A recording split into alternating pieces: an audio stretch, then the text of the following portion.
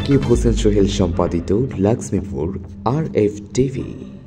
লক্ষ্মীপুর জেলা শহরের প্রধান সড়ক প্রদক্ষিণ হয়ে লক্ষ্মীপুর জেলা প্রশাসক কার্যালয় সংলগ্ন যমুর ইলিশ চত্বরে ট্রাফিক বক্সের সামনে ও লক্ষ্মীপুর উত্তর তেহমনি বঙ্গবন্ধু স্মৃতিচারণ পৌরসভা কার্যালয় সংলগ্ন মেইন মহাসড়কের দক্ষিণ পাশে মুজিব বর্ষের ট্রাফিক বক্সের সামনে ব্লাড ব্যাংক প্রবাসী ফোরাম চেয়ারম্যান আনোয়ার মাহমুদের উদ্যোগে এ ঠান্ডা পানি ও শরবত খাইয়ে পথচারীদের মাঝে সেবা দিচ্ছেন ফোরাম বাংলাদেশ সংগঠন এর নেতৃবৃন্দ ও সদস্যবৃন্দ।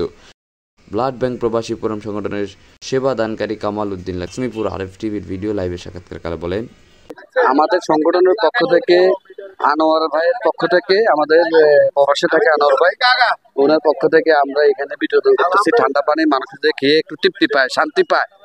এই গরমে মানুষের প্রতি একটু যে শান্তি বাণী আমরা শরবতের দিয়ে আসছি।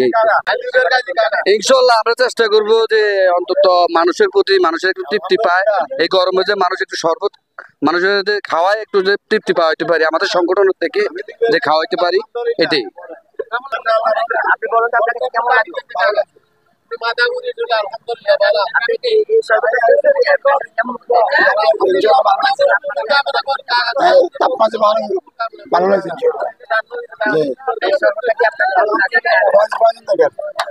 আলহামদুলিল্লাহ ভালো লাগলো, শরবত মানও ভালো আছে, আলহামদুলিল্লাহ সবকিছুর দিকে ভালো।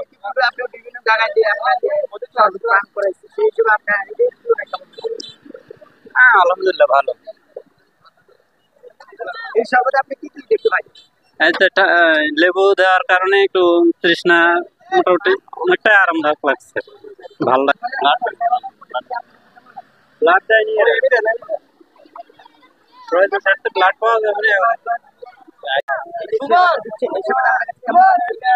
এই সেবাটা আমার কাছে আসলে অনেক ভালো লাগছে। এই সেবাটা আসলে আমাদের ব্লাড ব্যাংক প্রবাসী ফোরাম বাংলাদেশের পক্ষ থেকে আমরা এই উদ্যোগ নিয়েছি এবং আমাদের আজকের এই উদ্যোগের মূল হোতা হলো আমাদের আমেরিকান প্রবাসী আনোয়ার মাহমুদ ভাই এবং পারভেজ মোশাররফ সৌদি প্রবাসী।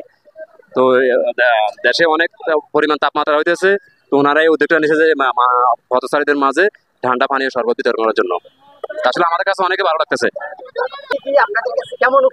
আলহামদুলিল্লাহ আল্লাহর রহমতে আমাদের কাছে ভালো লাগতেছে যে গরমের মাঝে মানুষকে শরবত গুলা খাওয়াতে পারতেছে, এটা অনেক ভালো লাগতেছে নিজের কাছে।